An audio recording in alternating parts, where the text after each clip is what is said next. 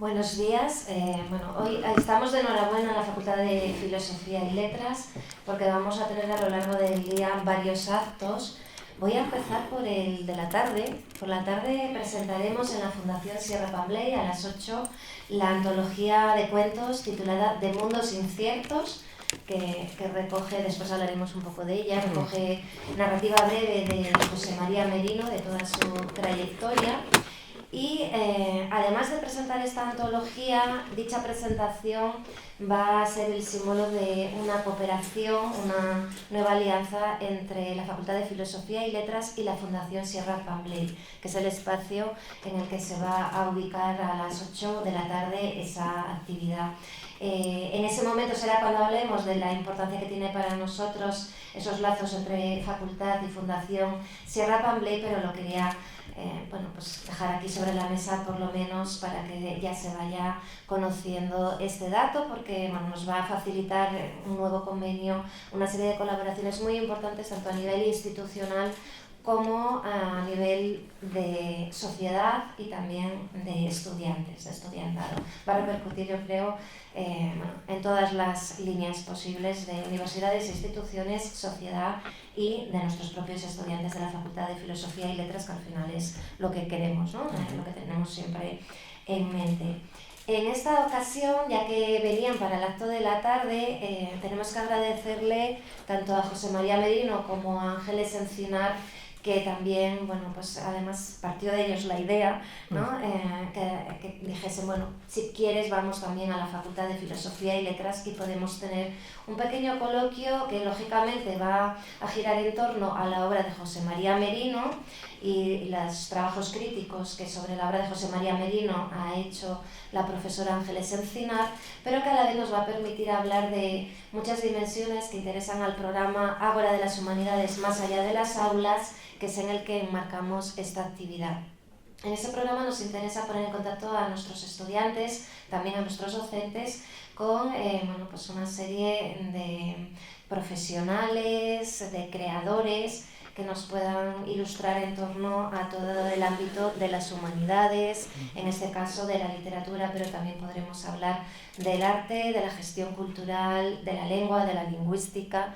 Y en ese sentido me van a permitir, voy a presentar muy rápidamente porque creo que son de sobra conocidos, no voy a dar todos los títulos publicados por José María Merino, pero es uno de los narradores actuales más relevantes del panorama de la literatura en español. Ha recibido muchísimos premios, entre ellos el Premio Nacional de las Letras Españolas de Narrativa, el Premio de la Crítica, podría ir sumando otros muchos reconocimientos, pero más que los premios nos interesa la calidad de su obra, la reivindicación del lenguaje, la reivindicación de la palabra imaginada, la reivindicación de la ficción en suma, serán elementos de los que iremos hablando con él, y el hecho de que no solo ha puesto además a León, después hablaremos sino de ello también, ha puesto a León en el mapa literario, sino que en un tiempo de transición complicado para determinados géneros consiguió poner en primer plano editorial, por ejemplo, la narrativa fantástica, ¿no? La narrativa hecha desde provincias, pero también a la vez determinados géneros o subgéneros que no eran considerados como tan importantes. También no solo una modalidad histórica como la de la narrativa fantástica, sino el cuento. Creo que la prensa le preguntaba al principio, ¿no? Antes del inicio de este acto, sobre el cuento, el microrrelato, la narrativa breve, que no siempre ha estado también considerada como en la actualidad. Le debemos todo eso y mucho más a José María Merino, iremos hablando de ello. Tiene desde luego otro tipo de géneros, poesía, ensayo, pero sobre todo reivindicamos su narrativa. Y aunque hablemos de la narrativa de sesgo fantástico, también tiene narrativa realista, novelas históricas, una amplitud de sesgo genérico muy interesante. En la parte de lo fantástico realmente nos invita a asumir la realidad de una manera que no sea ingenua, sin rechazar lo que el mundo y el ser humano tiene también de fantasía y de misterio. En ese sentido nos abre las puertas a todo aquello posible, aunque en algún momento esa posibilidad la veamos como más alejada, menos menos cierta, porque sigue estando ahí, ¿no? Incluso la realidad de nuestros sueños, de nuestras intuiciones, de la mente humana, es algo que convierte en material creativo. Nos lleva a la crónica de la extrañeza, a lo que se ha llamado como el realismo quebradizo, todos esos elementos que nos abren las puertas de lo posible y de lo posible en la vida, pero reflejado en la ficción. Ángeles Encinar, por su parte, es catedrática de literatura española en St. Louis University, ha trabajado muchos años en el campo de Madrid y es una reconocida experta en el ámbito de la narrativa. Me vas a permitir que lo diga así como de una manera muy global, tampoco voy a enumerar las muchísimas ediciones que tiene. Es una referencia, yo creo que con esto lo digo todo, es una referencia en el ámbito nacional e internacional en relación con la narrativa desde una perspectiva teórica y desde una perspectiva desde luego también crítica vinculada a la literatura española sobre todo, pero también diríamos en español, ¿no? También la latinoamericana, hispanoamericana. Es una gran referencia en el ámbito del cuento, en el ámbito del microrrelato y en el caso, si lo quiero relacionar con José María Merino, bueno, pues ya es una de las críticas que nos regaló una magnífica edición crítica de una de las obras cumbre. Es muy difícil elegir, ¿eh? Si decimos, nos queremos quedar con un título. A mí en una ocasión me entrevistaron y me dijeron, dime los 3 títulos preferidos tuyos de la obra de José María Merino. Y dije, bueno, digo, los 3 que se me pasaron en ese momento por la cabeza. Después me volvieron a preguntar lo mismo más adelante y me di cuenta de que dije otros 3 diferentes, lo que quiere decir que es muy difícil, pero La brilla oscura, para quien no lo haya leído, es una maravilla y un clásico, y Ángeles Encinar ya, ¿no? Nos regaló a los lectores esa magnífica edición crítica de La brilla oscura en cátedra en 2011. Y después, bueno, otros muchos estudios, incluso obras de estudios colectivos, artículos sobre la obra de José María Merino. Y voy a citar solo otra edición de entrada, el volumen Aventuras e Invenciones del profesor Souto, porque seguro que hablamos esta mañana y también por la tarde del profesor Souto, que está publicado en 2017 y que incluye, bueno, pues, todos los textos de José María Merino en los que el profesor Souto aparece como personaje, normalmente además como protagonista. Después volveré a esto, por eso lo quería citar.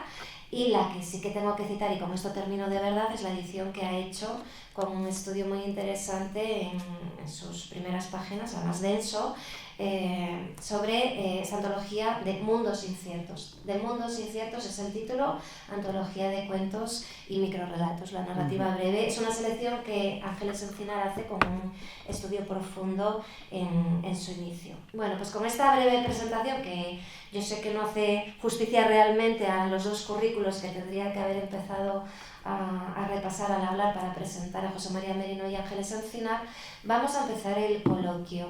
Hablaremos sobre la ficción, la creación artística, literaria y muchos de los entresijos de la obra de José María Merino. Por la tarde sí hablaremos específicamente ya solo de esta última edición que acaba de salir, está de hace muy pocos días en las librerías. Pero ahora, como estamos dentro del marco del programa Agora de las Humanidades y tiene también este programa ese interés en el que los estudiantes conozcan de primera mano trayectorias profesionales, en este caso yo quería empezar a preguntaros por algo muy sencillo y muy difícil a la vez. Yo creo que es ¿cómo animaríais a la gente joven a estudiar humanidades, ¿no? Esta idea de las humanidades están tan devaluadas por ciertos sectores de la sociedad que nos dicen competitividad y como que asocian que las humanidades no tienen profesiones, más allá, como mucho de lo que hacemos algunos, que es la docencia. Y sin embargo hay muchas vías, muchas salidas que por supuesto tienen sus competencias y su carácter profesionalizante, pero ¿cómo defenderíais ante alguien joven que está escuchando ese otro discurso despectivo, ¿no? De las humanidades no sirven para nada, de qué vas a vivir, etcétera, etcétera? ¿Cómo las defenderíais? Y pues si nos podéis contar un poco de vuestra trayectoria profesional vinculada a las letras. Por una parte como profesora, investigadora, y por otra como gran escritor reconocido de nuestras letras, pero a la vez si nos queréis contar también algo de la experiencia de los dos en la Real Academia de la Lengua, que creo que puede ser muy interesante para los estudiantes, o algo que se os ocurra vinculado a gestión cultural, lo que queráis. Bueno, buenos días. Hay que darle. Sí, vale, están off ahí. Buenos días, es un placer estar con ustedes, muchas gracias por la invitación. A mí me gustaría empezar diciendo solo una cosa. Hace 600 millones de años había un ser vivo, los cordados, que empezaron a multiplicarse, a crecer, a ir generando especies de todo tipo, etcétera, etcétera, etcétera. Y al final salió una especie que eran pues nosotros, los primates, y de los primates salió el Homo sapiens. Eso tiene mucho que ver con los cuentos, que hablaremos luego, y a esa cosa tan casi, y eso produce al final que estemos aquí reunidos esta mañana, nosotros, que coincidamos. No me digan que eso no, el azar no está detrás de todo eso. Hay un azar general. Bueno, pues la cultura, entre otras cosas, ha servido para intentar dominar el azar, intentar racionalizar las cosas. Es importante también saber que cuando nos dedicamos a la literatura, a leer o a escribir, no estamos haciendo algo gratuito, algo que inventamos por casualidad. Fíjense, hace también, no 500 millones de años, pero cuando nosotros éramos un primate más, una cosa que tuvimos fueron sueños, cosas que si ustedes tienen perros o gatos, verán que hay mamíferos como ellos que también sueñan. Y seguramente esos sueños estuvieron en el inicio de, mediante ruidos, convirtiendo eso en expresiones aceptadas por todos, inventamos el lenguaje para contar nuestros sueños, posiblemente, y para intentar explicar el mundo que nos rodeaba y que sigue siendo casi hoy tan impenetrable como era entonces, aunque ahora ya sepamos mucho más de él. Y eso, enriquecer el lenguaje, tuvo mucho que ver precisamente con las ficciones, con los sueños, con el cuento de cuentos. El profesor Souto, al cual acaba de aludir, bueno, miren, yo creo en el azar, y como hemos hablado de lo fantástico, creo también en las hadas. Yo tengo la suerte de tener dos hadas madrinas absolutamente increíbles, que son Natalia y que son ángeles, que han sido mis hadas madrinas en los cuentos. Natalia, este libro, los cuentos que hay dentro los escribió un tal José María Merino, pero este libro es de Natalia. Y lo mismo, los cuentos que hay los escribió José María Merino, pero este objeto es propiedad de ángeles. Bueno, pues la ficción nos sirvió desde el principio para enriquecer cada vez más nuestro lenguaje, para hacer cada vez más complejo el lenguaje y para explicar. Claro, de una manera dirán, pero hombre, no había ciencia, ¿cómo explicaban? Pues sí, ¿qué es el viento? El viento es la voz de los muertos, a veces nos acaricia, a veces nos riñe. ¿Qué es la Vía Láctea? Pues un puñado de arena que una muchacha en un momento mágico, menstrual, lanzó al cielo y se convirtió en la Vía Láctea. O sea, el lenguaje nos sirvió para ir intentando dar sentido a todo lo que era misterioso y desconocido. Y el lenguaje forma parte central, importante de las humanidades. ¿Qué son las humanidades? Pues algo que se va construyendo gracias al lenguaje, gracias a las formas de la literatura, gracias incluso la ciencia, etcétera, tiene mucho que ver con lo que es la expresión del lenguaje y la organización léxica, etcétera. Es decir, que las humanidades no son un capricho, son algo sólido, importante. La filosofía, el intentar entender lo que somos, cómo nos comportamos.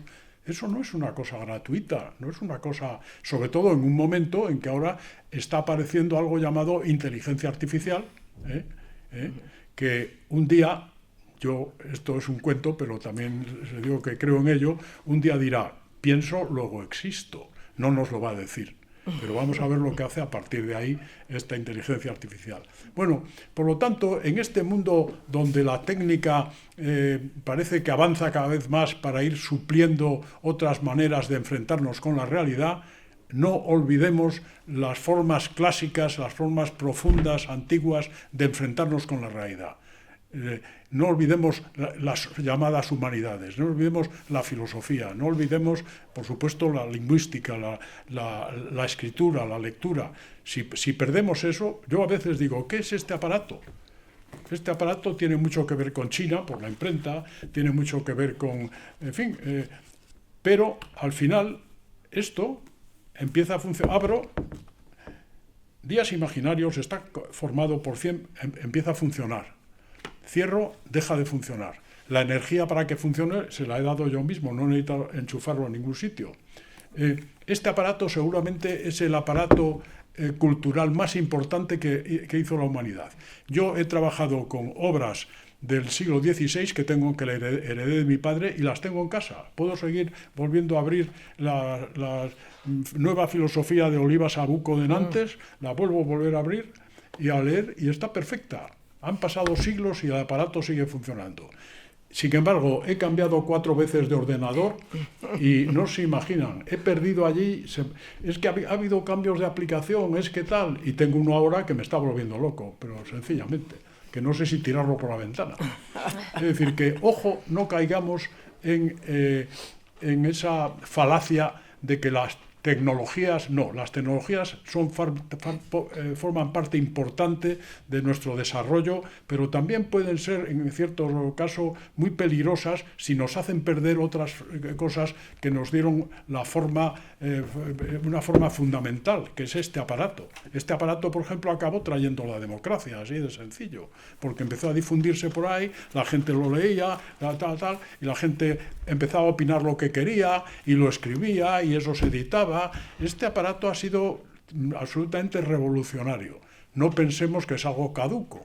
Y igual que él, muchas otras cosas referentes a eso que llamamos humanidades. Y perdón, que no quiero enrollarme. No. Aquí hay que darle, ¿no? Aquí, Ángeles, en esta parte de aquí, de la huella, abajo. Abajo. Ahí. Ahora, sí. Bueno, buenos días. Muchas gracias a todos por su asistencia. Muchas gracias al señor decano que nos acompaña en esta mañana. Seguro que tiene muchas actividades pendientes, pero es un gusto poder contar con él y con el apoyo de la universidad y del decanato, y a Natalia Álvarez, a la profesora Natalia Álvarez, que siempre nos acoge con entusiasmo y con generosidad en cualquier evento que se pueda programar en León. A mí venir a León me encanta porque es una ciudad preciosa y acogedora, así que siempre me siento casi como en casa, o como en casa. Y bueno, esta idea de las humanidades que nos has preguntado ya lo ha expuesto muy bien José María Merino, pero él mismo en algún cuento, en uno precisamente protagonizado por el profesor Souto, al que tanto mencionamos, porque no es ni más ni menos que el alter ego de José María Merino, incluso algunas veces le suplanta. Es él el que se apropia de algún texto y es él el que lo defiende como si fuera su obra propia. Entonces, el propio profesor Souto decía la importancia que tiene la literatura. Y claro, la literatura dentro de las humanidades, porque es un modo de conocer el mundo, de conocer otras culturas y sobre todo de conocernos a nosotros mismos, ¿verdad? Cuando uno lee, por ejemplo, Madame Bovary, pues hay ciertos rasgos de esta protagonista que reconocemos en nosotros. Sentimos a lo mejor esa soledad, esa falta de comunicación, etcétera, y a través de la literatura entonces entendemos lo que le pasa a esta protagonista o a muchos otros y entendemos lo que nos pasa a nosotros mismos. No es necesario muchas veces ir a algunas ciudades extranjeras, a paisajes totalmente extraños, porque a través de ficciones podemos encontrarlos y podemos sentirlo. Claro que si luego lo experimentamos en primera persona es mucho mejor. Pero en ese sentido creo que las humanidades son fundamentales y luego las humanidades establecen un diálogo con las ciencias, porque se necesitan unas a otras, creo yo, y evidentemente con el arte. Y eso es una faceta de la obra de José María Merino que siempre ha estado muy presente, el diálogo entre el arte y la ficción, porque en realidad el arte es otro lenguaje.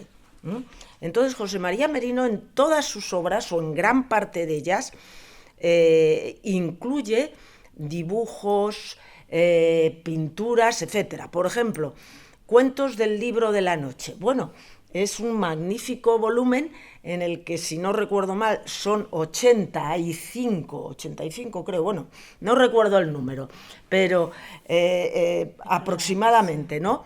Microcuentos a los que siempre acompaña una imagen. Entonces, justapone el arte y la literatura, y ahí tenemos un maravilloso lenguaje que se complementan, porque lo que algunas veces nos decía José María Merino, por ejemplo, en un microcuento llamado Mosca, titulado Mosca, pues luego nos presenta una obra de un gran pintor en el que ahí aparece esa mosca y nos va presentando otra serie de sugerencias que se justaponen al texto. Esto también aparece en este volumen que acabamos de editar en la editorial Cátedra, que se han incluido minicuentos y les ha acompañado siempre en algunos de ellos el dibujo que hizo José María Merino en los originales, o algunas veces de grandes pintores, como por ejemplo en La mirada de Flora, ¿verdad?, que incluye una pintura de Benedetto, ¿no? Creo que es el artista.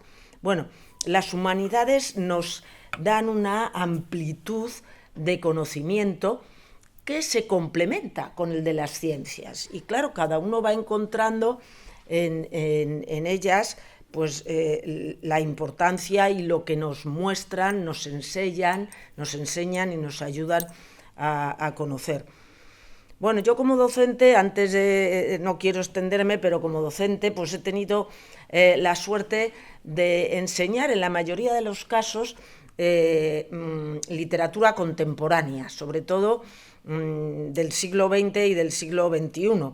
Y claro, he contado con el apoyo de los grandes autores, de manera que algunas veces en una clase pues me acompañaba José María Merino y claro, eso era una experiencia insólita, podría decir, para los estudiantes, que podían no solo leer los textos, sino escuchar al autor.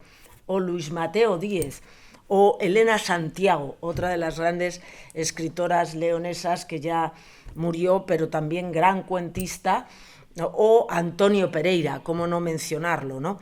Son autores que nos han proporcionado un gran placer, ¿no? Entonces, para mí, contar con ellos ha sido siempre una experiencia fabulosa, y sobre todo porque son autores muy generosos, que en cualquier momento están dispuestos a acompañarnos, a responder preguntas de estudiantes, y todas estas actividades permiten la interacción entre los que están en un curso y con los profesores, y nos enseñamos mutuamente, porque muchas veces el alumnado tiene mucho que enseñarnos a todos los profesores, creo.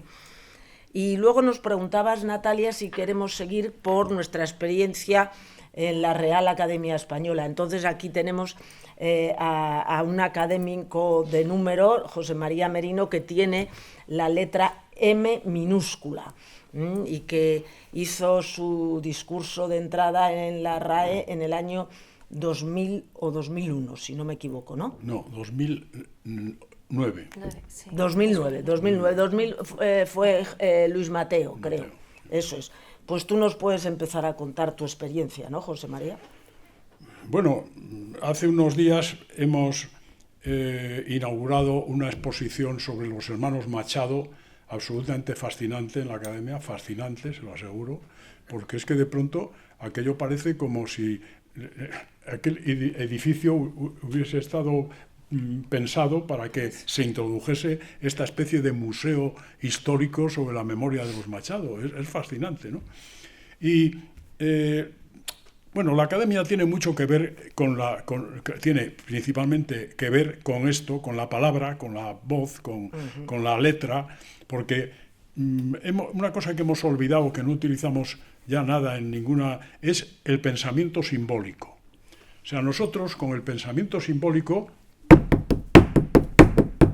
inventamos la música. Esto que estoy haciendo es música, perdón.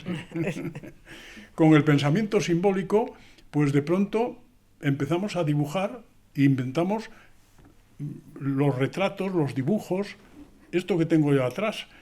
Dicen, Merino, ¿tú qué obra pictórica prefieres? Y digo, el bisonte de Altamira. El bisonte de Altamira no era arte, era una manera simbólica de representar la realidad.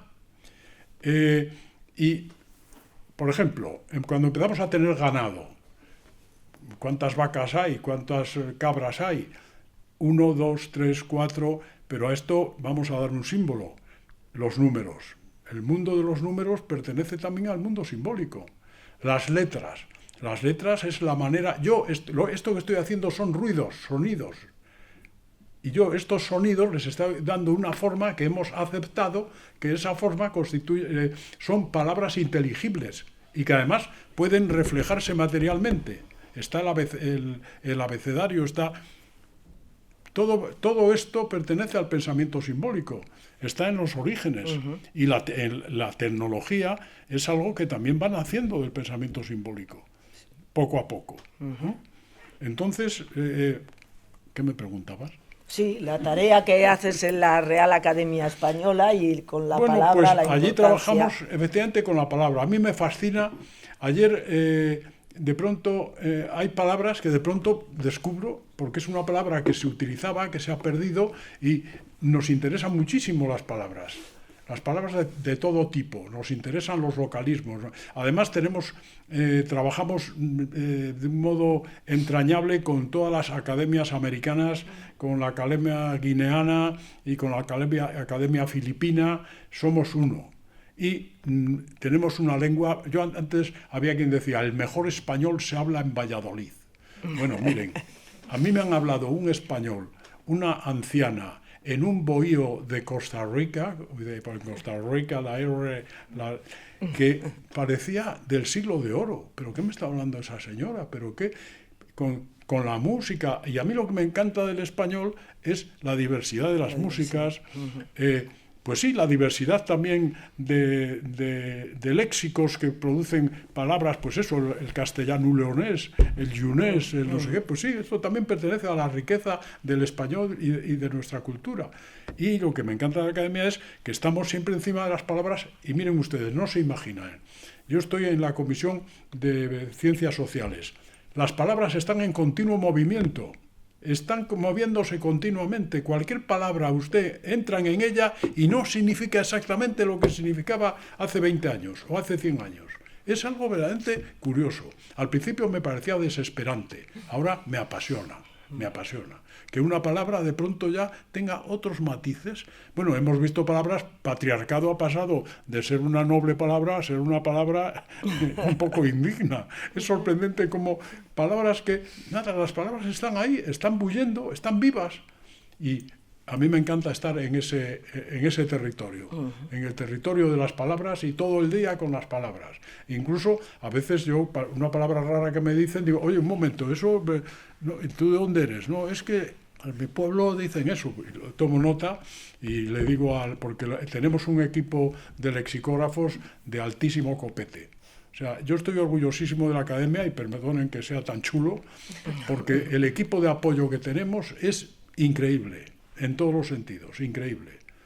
El administrativo, y bueno, el lexicográfico, no digamos.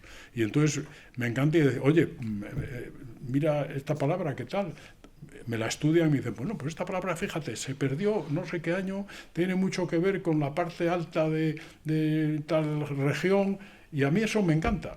Que esto que estoy diciendo, que son ruidos, son puramente ruidos a través de mis cuerdas vocales y todo este aparato, esto constituya un mundo verdaderamente fascinante. Y claro, a eso nos dedicamos continuamente. Sí, ahora. Y creo que, como nos preguntabas, Natalia, un poco por la gestión cultural, creo, ¿no? En este programa que tenéis Ágora, ¿se llama? Sí. Bueno, pues, por ejemplo, lo que ha mencionado de ahora el homenaje a los hermanos Machado.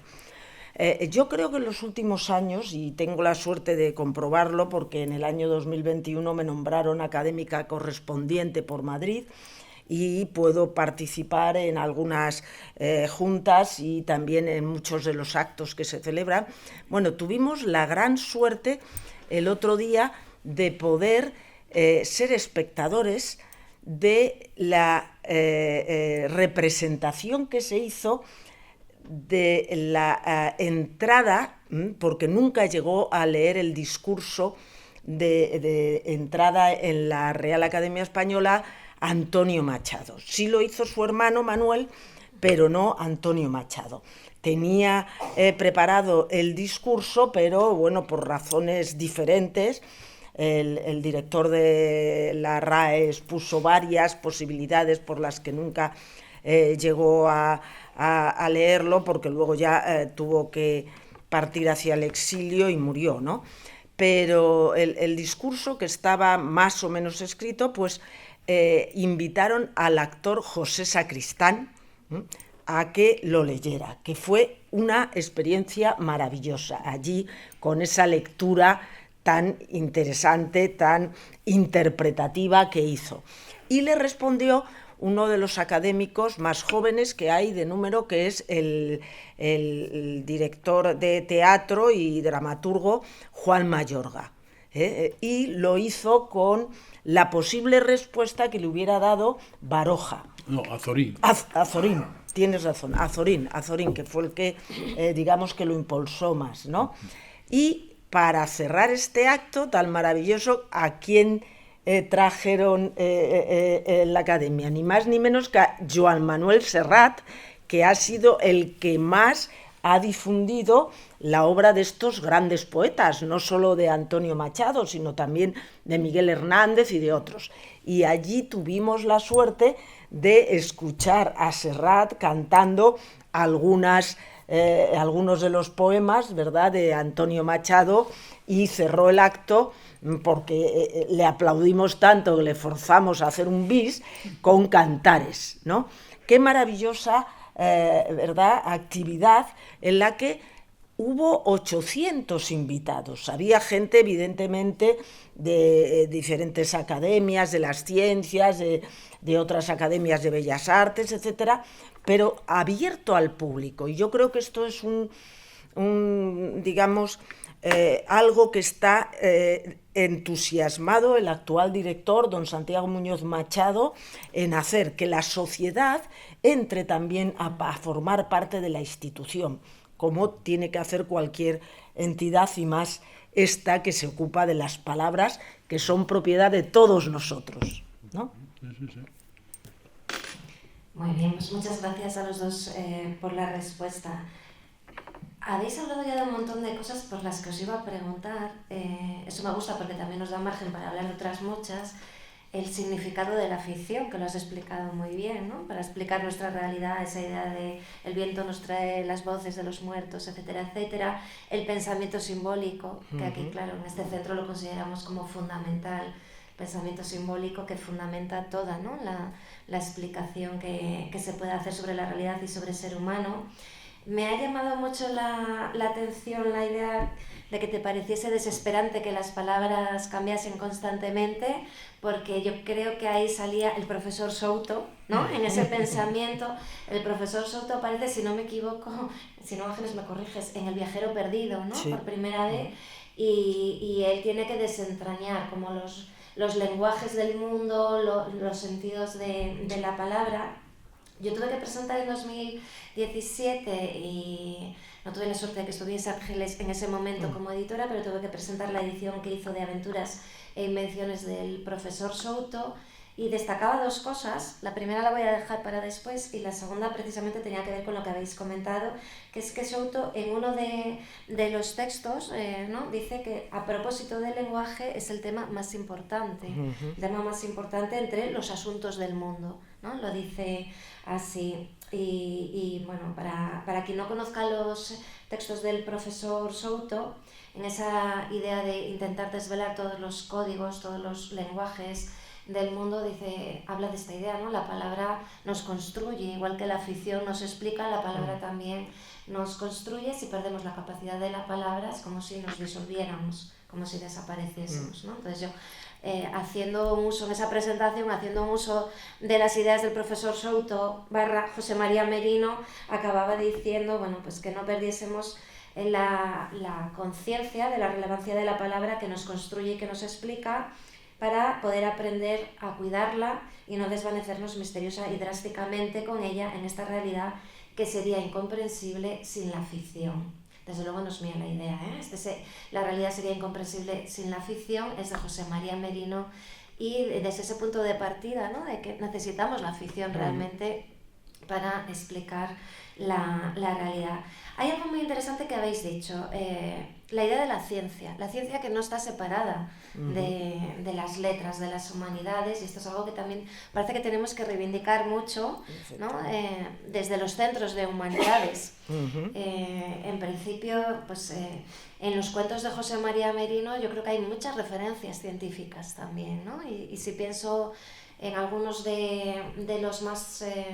de los últimos, de los más cercanos en el tiempo, pues hay cuentos que parten de teorías científicas, incluso vinculadas con, cuando hablas en Noticias del Antropoceno, creo que es, de, bueno, pues del ser humano, de la poca conciencia ecológica, medioambiental que tenemos, cómo destrozamos el planeta, en un momento dado parte de una noticia científica para hablar de la basura espacial, la basura cósmica. Podría poner otros muchos ejemplos, pero es verdad que a veces pensamos que la realidad siempre está en tu obra, aunque sea muy simbólicamente, ¿no? Pero está en tu obra, y está la dimensión política, la dimensión social, la económica, cultural, educativa, siempre con una lectura muy crítica de nuestra realidad, incluso de realidades de otras épocas, pero a veces olvidamos esa parte científica, y me llama mucho la atención que tú también la incorporas, ¿no? Entonces no sé si es algo que surge de manera innata, que te inspira sin más esa noticia y la llevas al cuento, o también hay una búsqueda de ese tipo de noticias. Bueno, es que no hay que olvidar que también dentro del pensamiento simbólico, el profesor Souto tiene una sentencia que es: no fue el ser humano quien inventó la ficción, sino la ficción lo que formó al ser humano. Imaginaros ustedes que naciésemos en una generación sin ficción. Pues no sabríamos que estábamos enamorados, no sabríamos que odiábamos a nuestro vecino, no sabíamos que aquello que sentíamos era envidia o que era tristeza. O sea, la ficción fue conformando un poco el modo, y la ciencia ha ido también conformando el modo de... Estamos aquí, por ejemplo, pienso yo, no hay ni una botella de plástico, no. Menos mal, pero bueno, pienso yo qué pensaría Alfonso X el Sabio si le diesen una botella de plástico. Sentiría miedo. ¿Qué es esto? ¿Cómo es? Transparente, blando, ¿de dónde ha salido esto, no? La ciencia también ha ido haciendo aportaciones que hace muchos años pertenecerían a lo fantástico. Porque a veces decimos lo fantástico y no, a mí claro que me interesa la ciencia, lo que pasa es que también le tengo miedo a la ciencia, pero también le podemos tener miedo al arte, no, porque el arte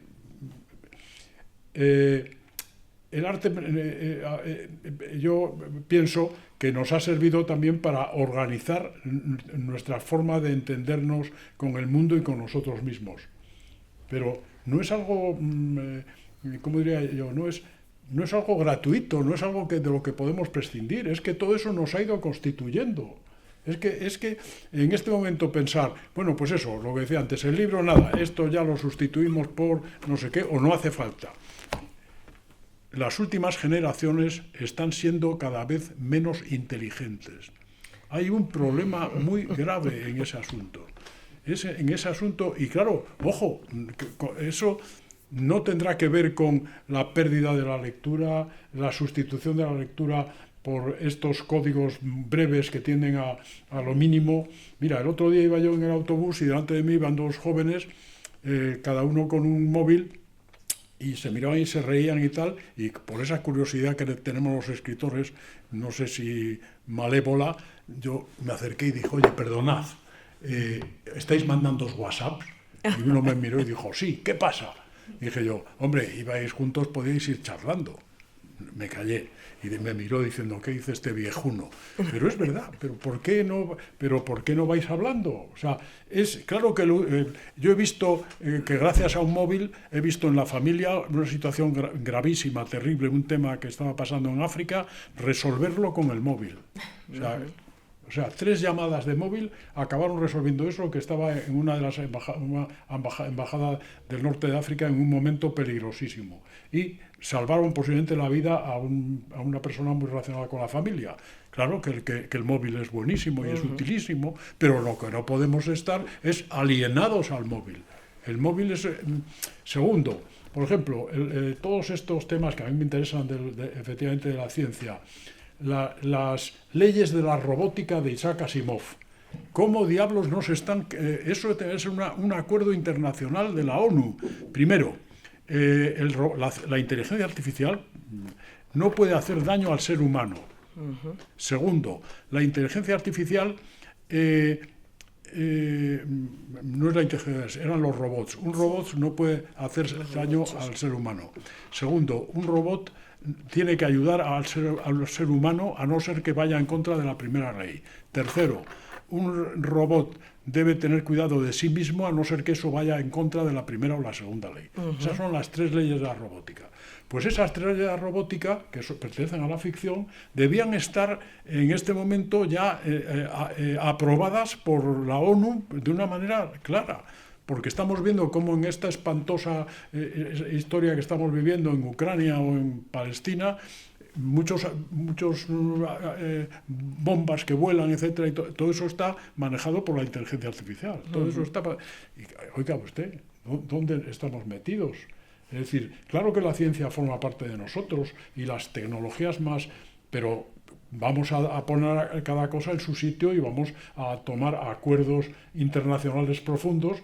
¿Qué pasa con esto? Pues que eso, claro, el tomar acuerdos que rebajen la dimensión que tienen las máquinas va muy en contra del negocio, que eso es importante, porque la avaricia, o sea, una cosa que tiene el Homo sapiens y que es terrible es la avaricia. Somos avariciosos y eso posiblemente acabe con la especie. O sea, esa avaricia puede que acabe con la especie. Está dañando al planeta. Estos multimillonarios que rodean a Trump, ¿para qué quiere usted esos miles de millones? ¿Pero para qué quiere? Si se va a morir usted, ¿para qué quiere? Utilícelos para cosas provechosas. ¿Cómo es posible que a estas alturas de la película haya todavía una hambruna espantosa en África? No esté resuelto el sistema básico de la sanidad. ¿Cómo es posible? Y sin embargo queremos, no, yo quiero más, yo quiero... Pues esa avaricia es... Bueno, todo eso hay que conjugarlo y no decir, yo las humanidades, no, las técnicas, no, mire usted, vamos a conjugarlo todo, caramba. Si precisamente el Homo sapiens debería tener la conciencia de todo esto, de lo que es bueno, y eso sí, tener cuidado, porque hay cosas que tienen que ser acordadas internacionalmente, porque si no van a acabar destruyendo el planeta, pero así de claro, ¿no? Con lo económico, ¿no? Que prima. Estabas hablando y me acordaba de En la isla de Moro. El cuento En la isla de Moro de cuentos de lo posible, Sí. cuentos de pasado mañana, porque precisamente salen esas leyes de la robótica, los robots como personajes, y precisamente ahí sí que se ve el trasfondo económico, ¿no? Que es lo que prima, con esos millonarios además. Bueno, lo dejo ahí, por si a alguien le apetece leerlo. Cuentos de lo posible, cuentos de pasado mañana. es uno de los libros de cuentos de Merino que utiliza esa vertiente, ¿no? Como de viaje al futuro, de ficción científica, precisamente para hacer una crítica también muy completa en todas estas líneas, política económica, medioambiental, en ese sentido del mundo que estamos construyendo. Pero fíjate que antes ya busqué un microrrelato y cuando empezaste a hablar en la última intervención volví al mismo, porque es esta idea de si somos más o menos inteligentes, la afición, lo que perdemos cuando perdemos la afición. Te iba a pedir, como siempre nos gusta mucho que leas, si nos lees este microrrelato de Homo Insciens, que viene muy al hilo de lo que estamos comentando. Introducimos un texto Homo y Insciens. seguimos hablando. Cada vez más aficionadas a los juegos virtuales, las sucesivas generaciones humanas fueron olvidando las ficciones completas y la riqueza de las tramas imaginarias. Degeneraron poco a poco y por fin las guerras hicieron que destruyesen lo que quedaba de su civilización. Ahora todos estamos juntos en la selva otra vez y nosotros somos más listos que ellos. Muchas gracias, José María. Bueno, es para releerlo unas cuantas veces, ¿eh? y pensar en el mundo que estamos construyendo. Ya habéis defendido la afición, el pensamiento simbólico, las humanidades, ¿no? Algo que nos interesaba mucho de cara al programa Ágora de las Humanidades, pero podemos hablar de muchos elementos. Ya en las primeras frases salieron términos como cultura, azar, sueños, además de pensamiento simbólico. La inteligencia artificial es otro tema que ha salido rápidamente en la conversación.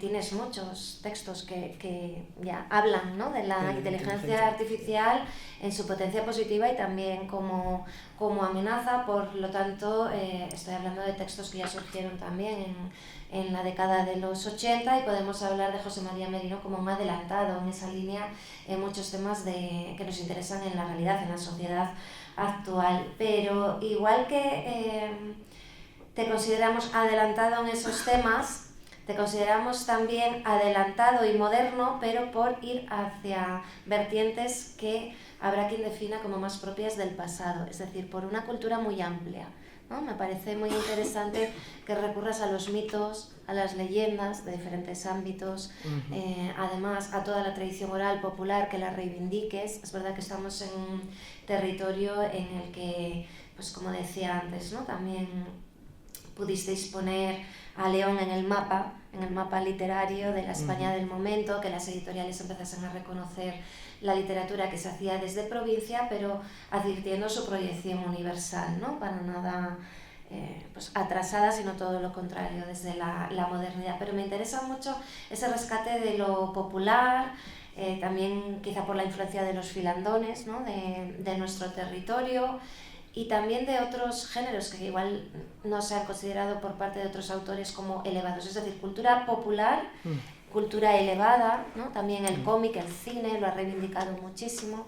Pues, si quisieras hablarnos de algo de esto, no sé si querías incorporar. Sí, bueno, para un poco completar lo que antes nos habías preguntado de la ciencia, desde luego en Noticias del Antropoceno, que es del año 2021, hay muchos cuentos en los que reflexiona sobre el progreso, pero también cuidado, hay que respetar y ver que el progreso no nos lleve a una deshumanización o a una incomunicación con todos los demás, ¿no?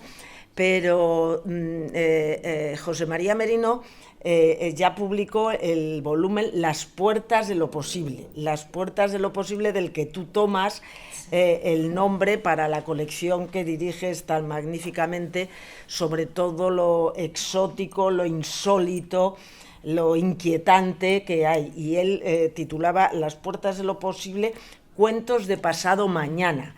Y claro, se adelanta en muchas cosas, porque él siempre ha sido un gran admirador de la ciencia ficción. Has mencionado a Isaac Asimov, pero a muchos otros también, y los homenajeas en muchos de los cuentos, ¿no? Entonces, hay algunas cosas en las que parece mentira, pero él se adelanta, como has dicho, y lo que nos está planteando en una ficción resulta que a los pocos años vemos que esto está sucediendo en la realidad. Hay un cuento que a mí me gustaba mucho, que lo introdujo en uno de los volúmenes, no sé si fue en este, que se titula Celina y Nelima. Y entonces hay un programa que el profesor Souto va adaptando para lengua, para... no recuerdo ahora mismo exactamente lo que hace, pero llega un momento en que Nelima, que es el nombre, el acrónimo de este programa, que se impone a la relación que mantiene con la persona con la que está conviviendo. Y llega un momento en que tira el ordenador y donde está el programa por la ventana, ¿no? Porque produce la total incomunicación. Algunas veces hay que estar alerta de cuidado. El progreso, las ciencias, es muy importante, pero también hay que ver que esté dentro del mundo. Yo creo que eso lo has puesto de manifiesto siempre en tu narrativa, ¿no? Alertas de que todo tiene una parte positiva, pero también hay que ser conscientes de algún riesgo porque hay que dominarlo. Para eso la inteligencia artificial, no, a la inteligencia artificial hay gente que lo tiene miedo. No, lo que hay que hacer es conocerla para poder dominarla en cierto sentido, ¿no?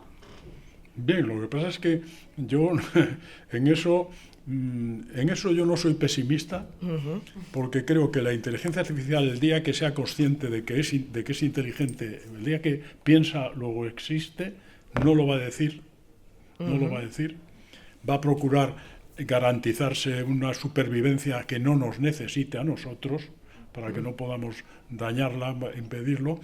Y pienso que, claro, la ventaja, esto a lo mejor soy un optimista estúpido, la ventaja de la inteligencia artificial es que no tiene emociones. No tiene emociones. Por lo tanto, no va a tener avaricia, no va a tener, no sé, envidia, no va a tener... Y seguramente, en esto también es un poco utópico, pero es un cuento, seguramente la inteligencia artificial dirá, bueno, vamos a ver, yo también querrá seguir viviendo, como todos los seres vivientes, querrá seguir existiendo. Y entonces dirá, vamos a ver cómo está el planeta. Y entonces, eso sí, nos va a poner en orden. nos va a poner en orden. Puedo decir, estos elementos se están cargando el planeta. Así de sencillo. Porque la inteligencia artificial, desde el punto de vista de la lógica, cuando vea el planeta, aplicará la lógica profunda de cómo puede sobrevivir este planeta y todo lo que hay en él. ¿Qué manera tiene de sobrevivir? Y seguramente en eso el Homo sapiens está siendo un elemento muy peligroso. O sea, no sé, por ejemplo, en Madrid ya no se ven primaveras, ya no se ven golondrinas en primavera. Qué sé yo, muchos animalitos, yo que voy mucho al campo, ya no existen. O sea, han desaparecido cantidad de bichos. Abejas, ya no hay abejas. Hay otros.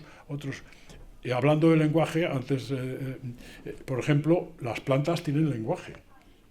Las flores son un lenguaje diciendo, polinizador, ven a polinizarme. Y eso es... Yo, dándole vueltas al tema del lenguaje, digo, no hay ningún ser vivo que no tenga lenguaje. Y es sorprendente esto, ¿no? Bueno, pues en eso que estamos hablando, la inteligencia artificial, tal vez, precisamente, como no conoce ni el mal ni el bien, ni la envidia, porque no tiene emociones, pues eso le permitirá ser absolutamente objetiva. Pienso yo, a lo mejor. Ahora, eso sí, ojalá sea inteligente pronto, porque si no, ahora cuando vemos caer esos drones y tal, todo esto lo está manejando la inteligencia artificial. O sea, la inteligencia artificial está matando gente, matando niños, y no se da cuenta, no lo sabe.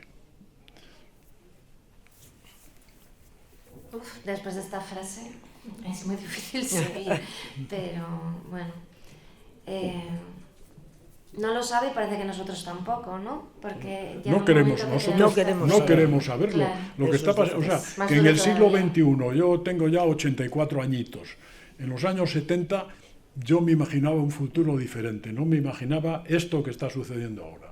O sea, en fin, y además esta atroz aparición de grandes jefes que tienen algo de hitleriano, no sé, estos jefazos importantes, tal, esta horrorosa... Bueno, por ejemplo, el apagón del otro día, no me digan... Es decir, puede llegar la tecnología a un punto en que de pronto haya un apagón que tenga unos resultados nefastos, pues para, no sé, para los filetes que teníamos en la nevera, pero también para los hospitales. Bueno, los hospitales, muchos son autogestionarios, etcétera. Quiero decir que, no sé, hay que reflexionar.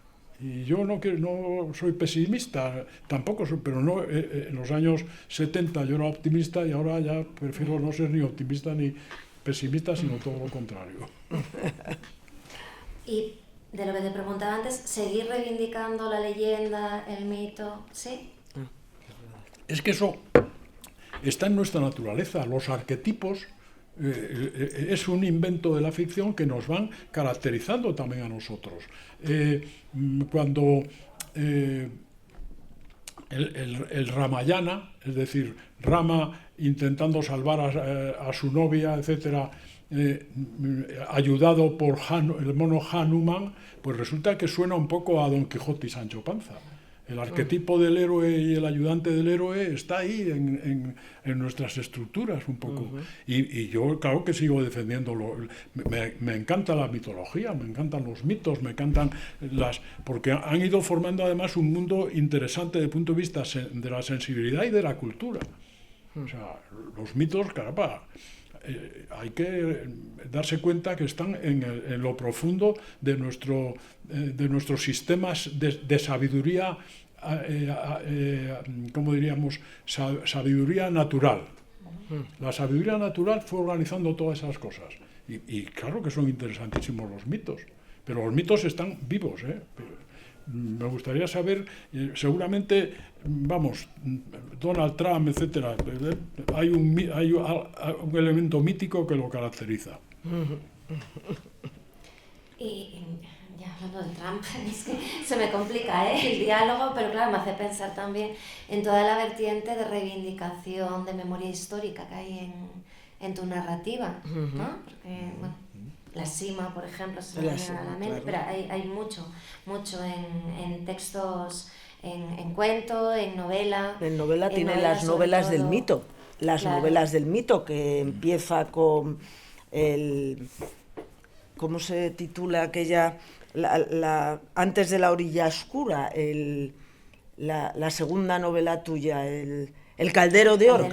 Es El caldero de oro, ¿no? La orilla oscura y luego La Sima, ¿no? Las tres, no. El caldero es la primera, ¿no? El caldero de oro, no, la primera es... La novela de Andrés Choz. Eso, la novela de Andrés Choz. No, es El caldero de oro, luego la novela... Pero El caldero de oro, a mí me lo contaron... Tenemos aquí, pásame. Me lo contaron en Boñar, que había un boticario que tenía un caldero de oro, que ese caldero de oro lo habían encontrado en un monte, en fin. Ahí están las leyendas. Las leyendas están ahí. Claro. Eso lo trajeron los moros, esos moros que están también en la mitología popular, ¿no? De muchos pueblos. Y a mí todo eso me interesa muchísimo, ¿no? Porque... reuniste en un determinado momento las novelas del mito, como estamos diciendo, que son El caldero de oro, que era del año 82, creo, La orilla oscura y El centro del aire, que es la que nos faltaba, ¿no? que es muy importante también, ¿no? Sí, a mí todo el tema de lo mítico me interesa, no desde sino también desde una perspectiva de cómo hemos ido construyendo mediante el pensamiento simbólico, mediante lo fantástico y mediante, en fin, la invención. Hemos ido construyendo muchas cosas que nos caracterizan y nos dan forma. Bueno, yo estaba tan a gusto que acabo de mirar el reloj y veo que se nos ha ido el tiempo, pero no sé si queréis añadir algo más. Ahora sí nos te doy la palabra, y si no, simplemente, bueno, pues anunciar de nuevo que se presentará esta tarde la edición de cátedra en la Fundación Sierra Pambley a las 8 de la tarde. Esta antología de cuentos titulada De mundos inciertos, estábamos ahora hablando, ¿no? De la incertidumbre de nuestro mundo a nivel, sobre todo político, quizá político-económico, social, pues estos de mundos inciertos, que bueno, en esto sí que es una maravilla sumergirse, porque además hacen un recorrido por toda la trayectoria de José María Merino. Así que podemos invitar a todo el mundo también a la Fundación Sierra Pambley por la tarde. No sé si queréis añadir... Que nos lea un microcuento o de cuentos de la naturaleza o de estos, el que tengas escogido. Como tenemos este tan fresco aquí, sí. Pues vamos a ver.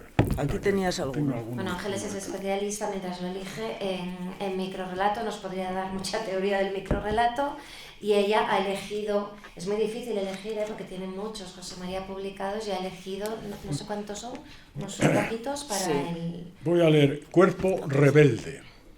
A partir de la operación, el cuerpo me ha desobedecido en muchas ocasiones. Se niega a levantarse, a sentarse, se niega a entrar o a salir. Me fuerza muchas tardes a permanecer en casa inmóvil como un mueble más. Los trámites de la testamentaría, las últimas enfermedades suelen empezar al tiempo que las primeras herencias, me han obligado a hacer este viaje y me sorprendió comprobar la facilidad con que mi cuerpo se dispuso a ello. Anoche, tras llegar a la vieja casa impregnada de recuerdos de niñez y adolescencia que incrementaban mi desazón, advertí el primer signo rebelde.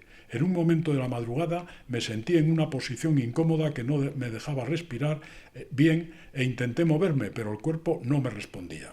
Como estaba dormido, comprendí que era preciso despertar para cambiar de postura, pero mi cuerpo no quería despertarse. Y solo después de un largo forcejeo en el umbral que comunica sueño y vigilia, conseguí vencer su resistencia. Otro signo de rebelión se produjo esta misma tarde después de comer, cuando me disponía a pasear por el bosque. Mi cuerpo no me obedeció y tuve que cambiar de rumbo y encaminarme a los acantilados. Ahora estoy sentado en el borde del prado húmedo sobre el mar que ruge. En el oscuro roquedal, 30 metros más abajo, se desparrama violenta la espuma de las olas. Hace mucho frío y he intentado regresar a casa, pero mi cuerpo se revela una vez más, se acerca al borde del precipicio, levanto los brazos, asumo lo que va a suceder con horrible resignación.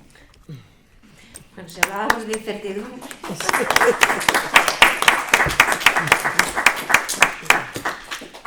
Pues muchísimas gracias a los dos. No sé, porque estamos en una hora ya límite, pero si alguien quiere intervenir y preguntar, vamos a dar la oportunidad de que lo pueda hacer.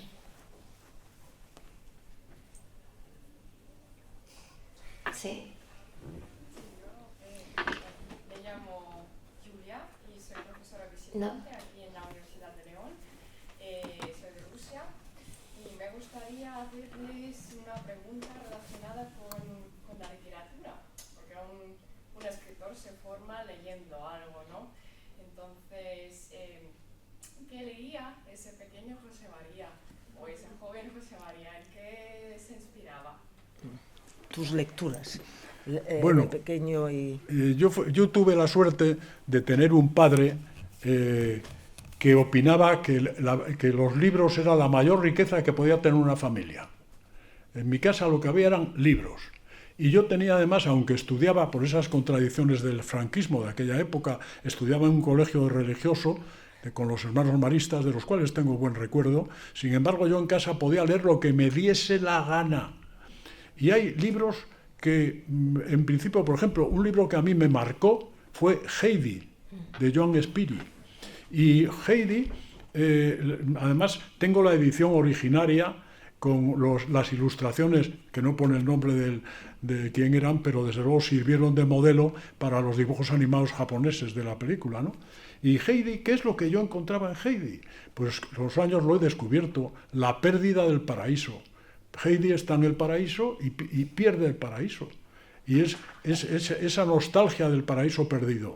Eso descubrí yo. Y luego, por ejemplo, el Quijote, mi padre me decía el Quijote, pero yo no podía leer el Quijote. Yo además decía, pero ¿quién es este héroe que pierde todas las batallas, le rompen los dientes, le cortan una oreja? Pero yo no podía entender.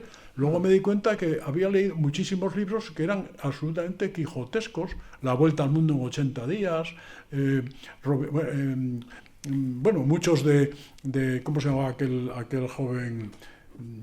Huckleberry Finn y Jim Hawkins, por ejemplo, el río Mississippi, yo lo tenía tan dentro que cuando lo he conocido de verdad es imponente. Dije yo, pero esto es el Mississippi, porque mi Mississippi era el de las novelas de Tom Sawyer. y me invitaron a dar una charla en Kazajistán, y fui a Kazajistán para conocer la estepa pobre de Miguel Strogoff. Y miren, es como el páramo. Como el páramo. Dije, he venido hasta aquí, hasta Kazajistán, para conocer la estepa pobre, pero si esto es que el páramo, si yo lo conocía ya. Como muchas cosas he conocido, y luego he dicho, pues si yo lo conocía desde niño, estas montañas, no sé qué, pero las montañas las he conocido en León. Pero yo era muy lector, y claro, y me fascinó Allan Poe desde el principio, los cuentos. O sea, fui muy lector de cuentos. De cuentos también, por ejemplo, de Anton Chekhov, que es otro maestro del cuento. Anton Chekhov además tiene un cuento que se llama La corista, que es un modelo de lo que es el cuento. Porque tú no sabes lo que pasa y no sabes lo que pasa. Y lo lees las veces que las leas, no acabas nunca, pero tampoco eso te molesta. Esa cosa que tiene el cuento de tener que decírtelo casi todo, pero no hace falta que te lo diga todo. Que te diga lo más importante. Eso sí, que no te desilusione, que no te frustre, pero que no te lo cuente todo, que tú tengas que terminarlo, eso sí. Y yo era ya, te digo, muy lector. Y luego, por ejemplo, a Voltaire, yo leí, pequé leyendo a Voltaire, O sea, pero mi padre me dejaba leer, yo decía, papá, es que esto dicen que está en el índice. Y me decía mi padre, nil obstat. Me dejaba leer lo que me diese la gana. Y yo leí lo que me dio la gana. Y para mí fue un placer esa lectura, el poder leer. Y además, en el colegio, la biblioteca del colegio era una biblioteca ridícula, pero ridícula, no os lo podéis imaginar, porque además estaban hasta los tres mosqueteros, estaban en el Indes Librorum Prohibitorum et Expurgatorum, estaba todo estaba prohibido, no se podía leer nada. Y yo tenía un amigo, José María Pariente, que ya murió hace muchos años, y era un gran lector como yo, pero los compañeros no veían bien que fuésemos tan lectores, o sea, y entonces éramos una secta secreta. Oye, te voy a pasar los papeles de Mr. Pickwick. Oye, pues te voy a dar no sé qué. Nos pasábamos libros bajo cuerda y éramos muy lectores, pero me encantaba leer. Y ya te digo, mi primer libro fue Heidi. Y luego, pues todos estos de Robinson Crusoe, todos los clásicos, digamos, de Robert Louis Stevenson, o sea, pero ese fue el libro que a mí, y luego con los años, ¿por qué me gustaba tanto ese libro? Y digo, porque es un libro sobre el mito del paraíso perdido. La pobre Heidi, esta huerfanita, consigue llegar al paraíso, que es la casa de ese abuelo que todos aborrecen porque por lo visto es un tipo hosco, pero ella adora a su abuelo y su abuelo es un tío muy majo. Y el día que la sacan de ahí, ella ha perdido el paraíso y se convierte en una pobre sonámbula que en la casa en la que vive, pues va ahí a abrir la puerta dormida pensando que está abriendo la puerta del... Aquello me fascinó.